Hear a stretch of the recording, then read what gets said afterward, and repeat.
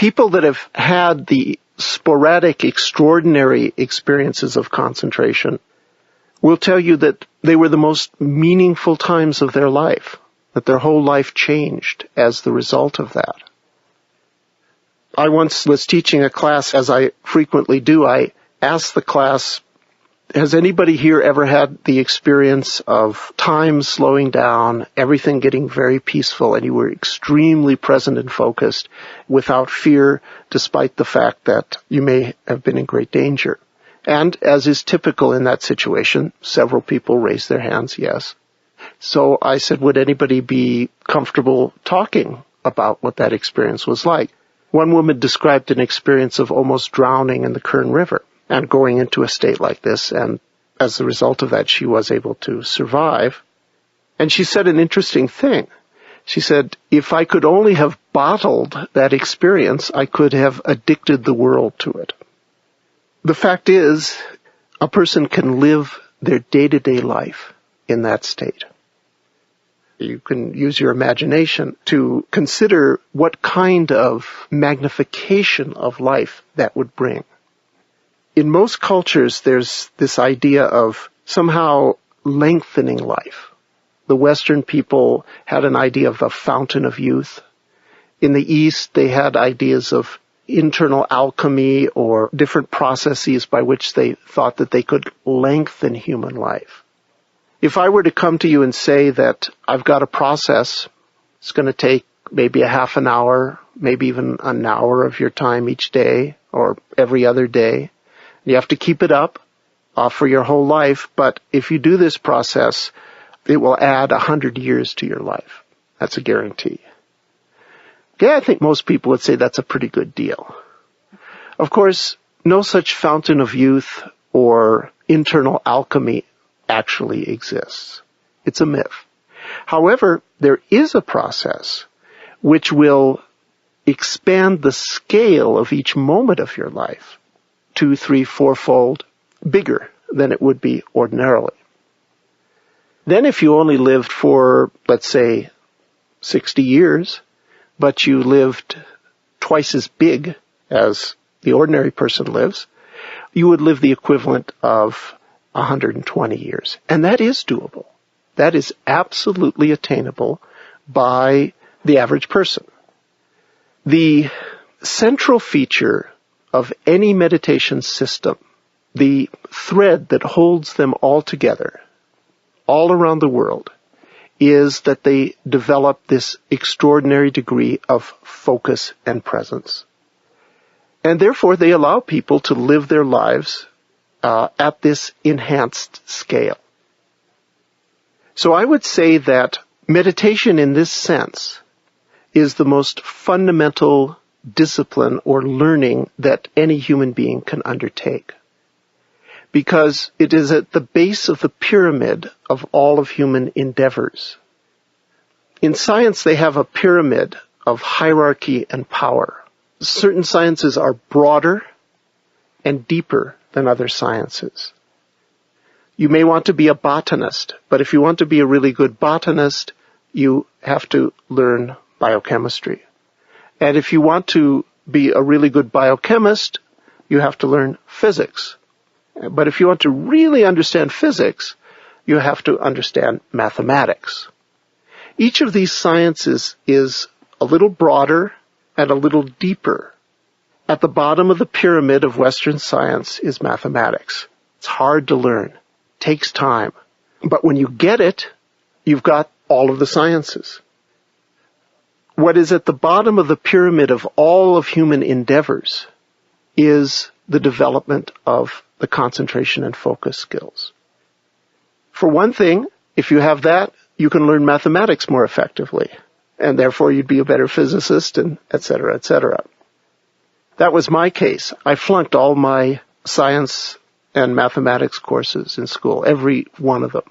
There was a big bone of contention in my family.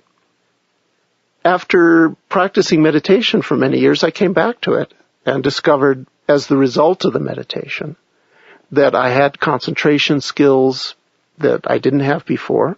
I was able to not only learn it quite well, but actually eventually teach it at the college level. If you have concentration and focus skills, you can apply it not only to mathematics, but you can also apply it to sports. Some people enter the meditative path simply because they want to improve their performance in their sports. That's a start. In fact, it's interesting that in the sports world, the sporadic states of high concentration that happen occasionally to athletes and are considered to be the peak of the athletic experience have a technical term, a locker room term. It's called being in the zone. Through systematic practice, you could do your workout or do your sports always in the zone. So you can apply it to learning mathematics, you can apply it to one's sports performance. There's no aspect of human life that you can't apply it to, and that's why people often have a lot of difficulty understanding meditation. Because they say, well, what is it good for? Not realizing that it's good for everything. And they're very fixated on the specifics of what it's good for. It will allow you to be more present in your interactions with other people. It will allow you to understand yourself better, introspection. And it will allow you to pursue a spiritual path more effectively. So the entire range of human endeavors has at the base concentration and presence.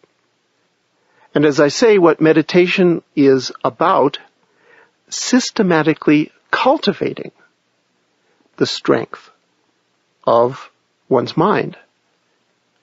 Concerning this systematic cultivation, there are a lot of misconceptions and a lot of stereotypes.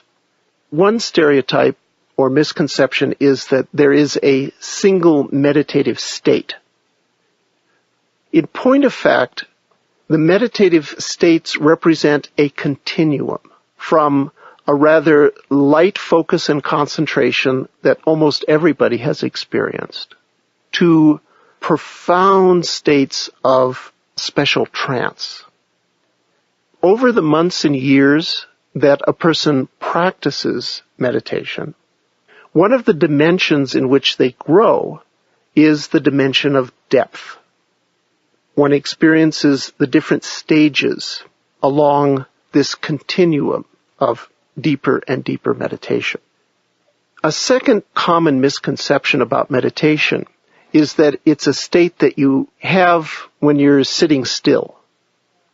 And there's a whole association of meditation with a certain posture and a certain situation. In addition to the dimension of depth, there's a second dimension in which meditation grows, and we might call that a broadening.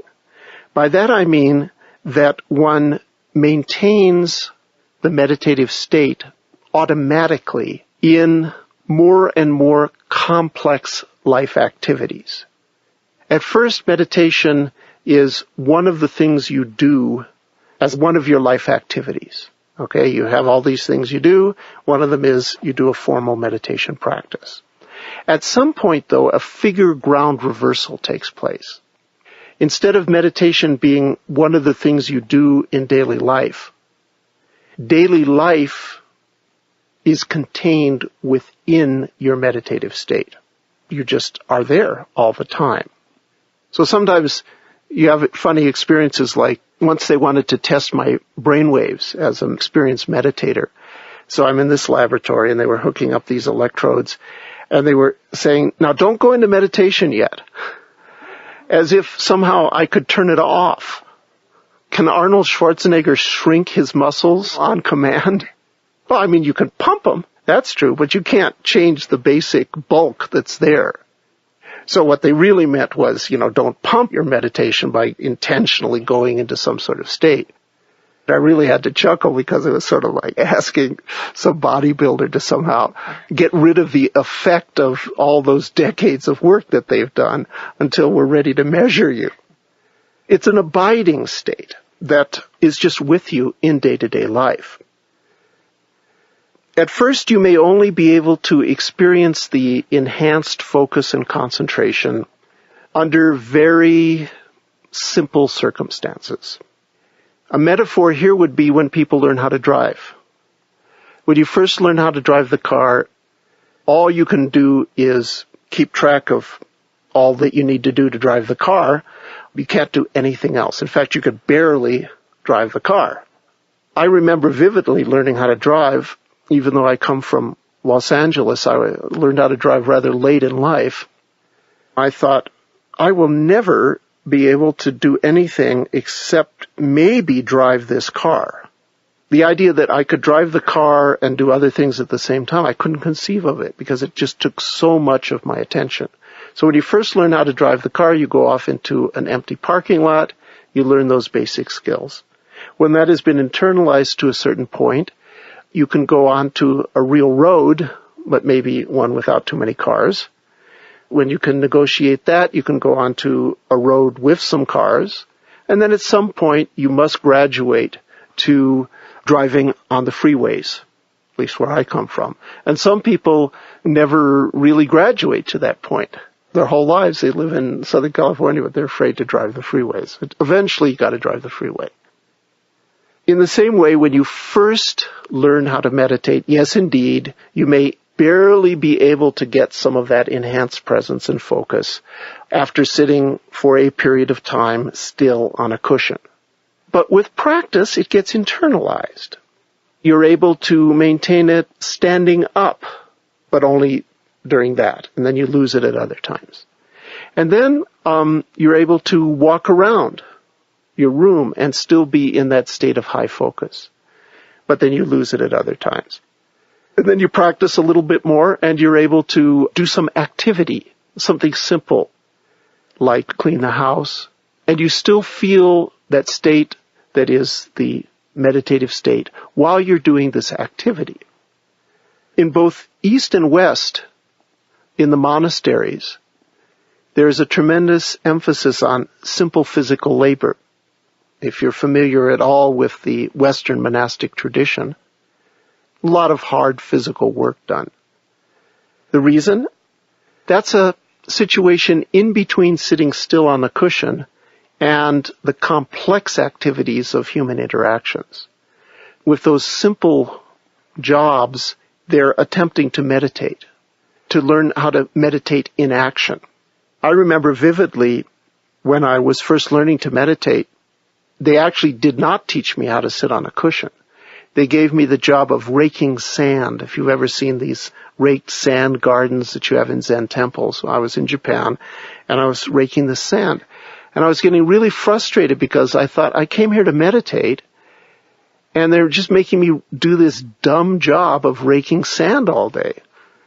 Until finally some kind senior monk took me by the side and explained to me, this is the meditation. And I said, what do you mean? He says, well, when your mind wanders, come back to the sights, sounds, and body sensations of raking the sand. That's your concentration exercise. And if you do that, you'll start to get focused and you'll feel good. And of course, he was right. And then I started to do it and, that was great. I don't know if I would have ever caught on to that if somebody hadn't clued me in. So it's better to start out on the cushion. In any event, eventually one is able to maintain a meditative state doing complex activities like talking to other people. And eventually one is able to maintain it doing really complex things like delicate negotiations where a lot is invested emotionally, and you still are able to maintain a meditative state. On the analogy of learning how to drive the car, as the skills of driving the car become more and more second nature, you're able to negotiate more and more complex situations and to do other things at the same time. Finally, you can drive the car, listen to the radio, talk to somebody, and munch on a burrito all at the same time. The skill of driving has become completely internalized. In the same way, the skill of meditation eventually becomes completely internalized. It's just there all day. Life now becomes an activity embedded inside meditation. One stereotype to get rid of is that there is a single state called meditation. There is an extraordinary continuum of states. A second stereotype to get rid of is that meditation is something you do with your eyes closed, sitting still.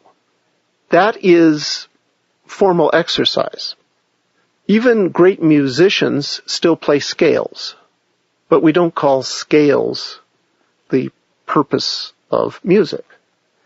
And even very experienced meditators still do formal sitting practices. But formal sitting practice is not the goal of meditation. The concert, the performance, is the goal of music. And in the same way, how one lives one's life is the goal of the meditation practice. I've spoken about the meditative state, how it has a sequence of depths, how it extends out into daily life. Let me see if I can make more tangible what I mean by the meditative state. Let's take some simple activity like washing the dishes. When you wash the dishes in the usual non-meditative way, your mind is going to the past, going to the future. Nothing wrong with that, but there's a kind of scatteredness.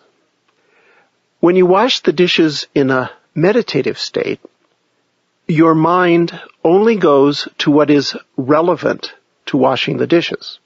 What is relevant to washing the dishes? The tactile sensation in your body, the touch of the water, the touch of the dishes, the movements of the muscles is relevant to washing the dishes. The moment-by-moment visual impression of the dishes is relevant.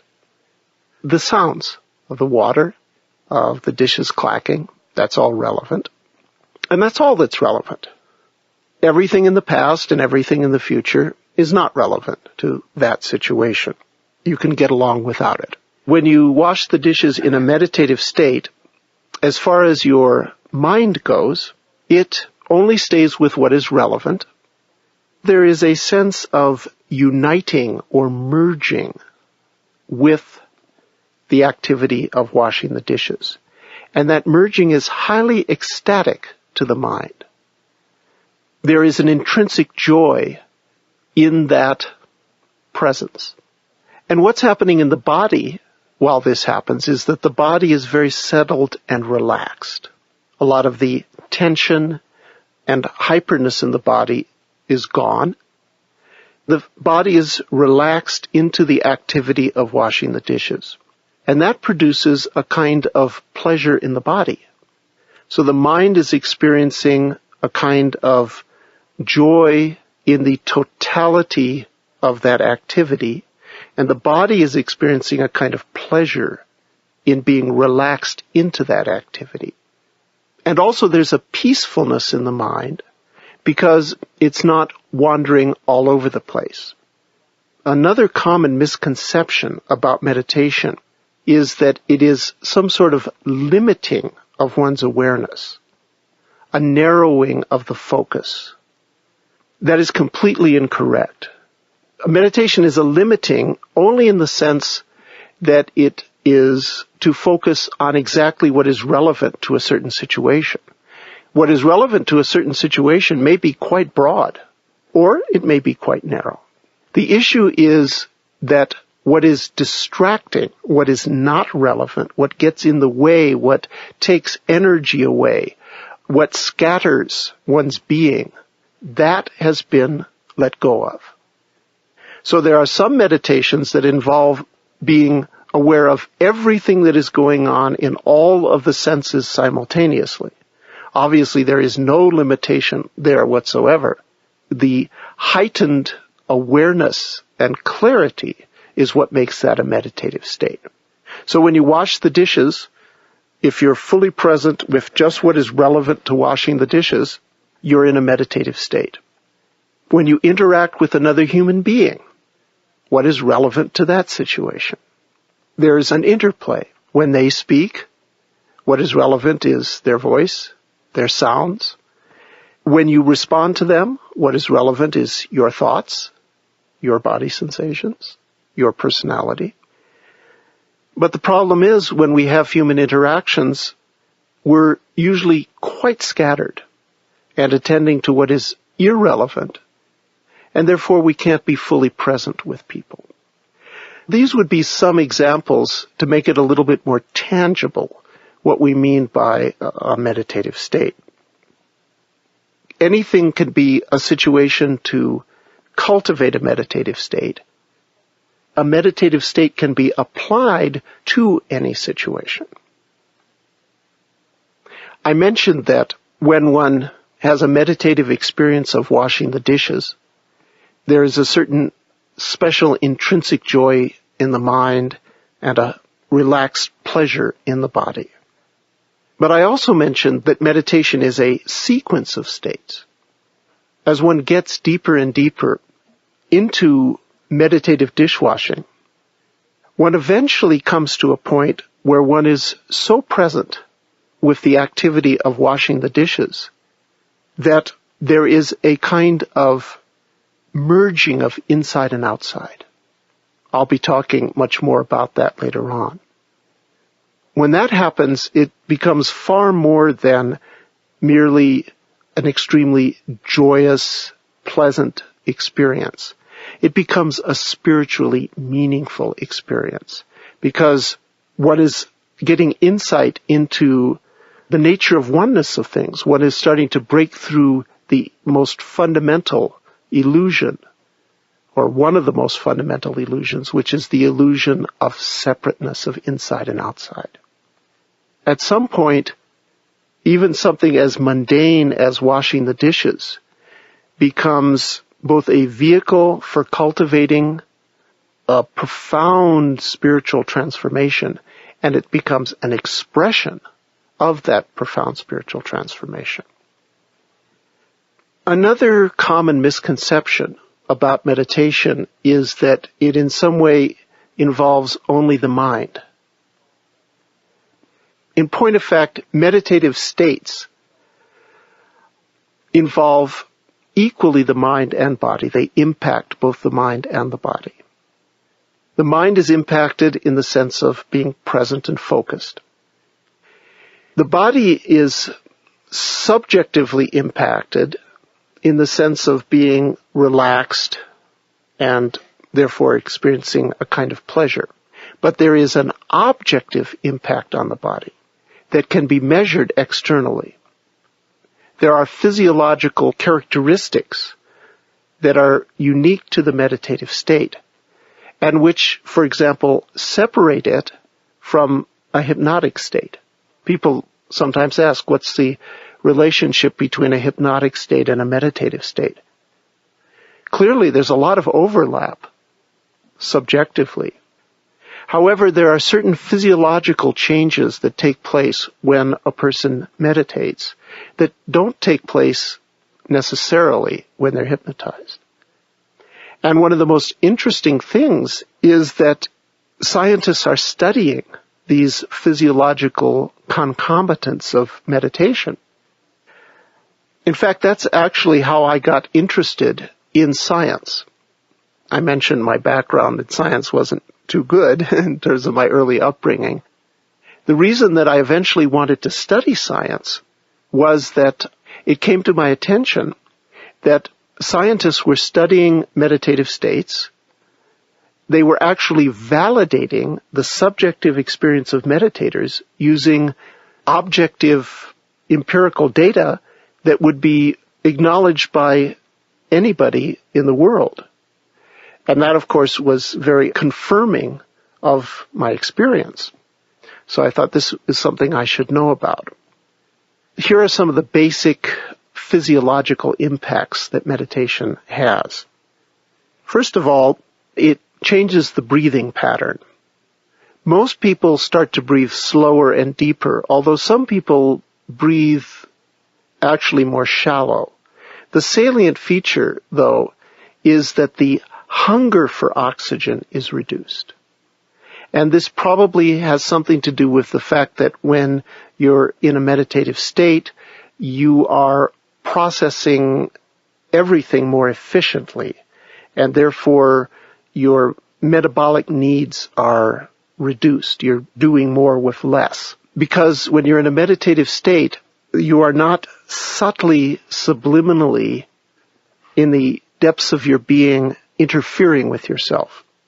At other times, the so-called non-meditative state, in which most people live their lives, involves an enormous amount of subconscious internal friction in all six senses: hearing, seeing, smelling, tasting, the feeling body, and the thinking mind. As you learn to meditate more, that internal friction goes away or is lubricated away by the meditative state. One's whole being is functioning more efficiently. One of the reflections of this fact is that there's a change in the oxygen hunger. Most people breathe about 15 times a minute. On an average, somebody in a middle-level state of meditation is probably going to only breathe 4 or 5 times a minute. Somebody in a really, really profound state of meditation may not seem to be breathing at all. I once had an interesting experience. I lived with this Chinese master. His name was Wu Guang Fa Shi. Fa Shi means a Dharma teacher or meditation master. Wu Guang means awake to the light in Chinese. He was a sort of eccentric, but he was a real master. One of his eccentricities was that he rode a motorcycle, which is sort of unheard of for Chinese Buddhist monks. One day he comes back to the temple on his motorcycle. He says, "I just went to the doctor to have my checkup. He told me that I wasn't alive." In other words, even in the midst of day-to-day activity, his metabolism was so efficient that the heart was so slowed down and the breath was so slowed down that in some ways he almost didn't have the vital signs of, what you would expect of a normal person. This was a real master. I mean, this was a guy that never slept. He would lie down for 4 hours, but not lose consciousness. He'd sit for 4 hours, lie down for 4 hours, but not lose consciousness. And then the rest of the day, he would sit in his office, and a train of people would come in with problems, and he'd try to help them, either with spiritual or with special powers that he had cultivated. He was what we call a functioning bodhisattva. But in any event, that's an example of the impact on the breath and in the general metabolism. Another physiological concomitant of meditation is that there is a change in the electrical conductivity of the skin. It becomes less conductive. That seems to have something to do with the skin being drier because the sympathetic nervous system, which makes you sweat when you're nervous, is somewhat less active in a meditative state. But the most interesting physiological feature that can be objectively measured about a meditator is the change in the brain waves. We have 4 patterns of brainwave: delta, theta, alpha, and beta. Delta is associated with dreamless sleep. Theta is associated with the state just leading to sleep, called the hypnagogic state, when you see a lot of images and you're in the twilight zone. Beta is usually associated with being fairly agitated and frenetic. And alpha is associated with being relaxed but alert. That is the quick and dirty definition of a meditative state. If you ever need to explain to somebody real quick what's the difference between a meditative state and day-to-day life, it's real simple. Everybody knows what it's like to be alert. That's called, drink some coffee and bop around town. You're real alert. Everybody knows what it's like to be relaxed. Go to sleep. If you imagine a state that contains both, the good part of both without the bad part of either, that would be a state that is both alert but relaxed at the same time. That is a meditative state. Growth in meditation is a growth in alertness, getting brighter and brighter and brighter, and relaxedness, getting more and more and more tranquil in the mind and body. Well, in any event, Western physiologists say that the alpha waves in the brain are associated with being alert and relaxed. So not surprisingly, we find that in meditators there is stronger alpha wave.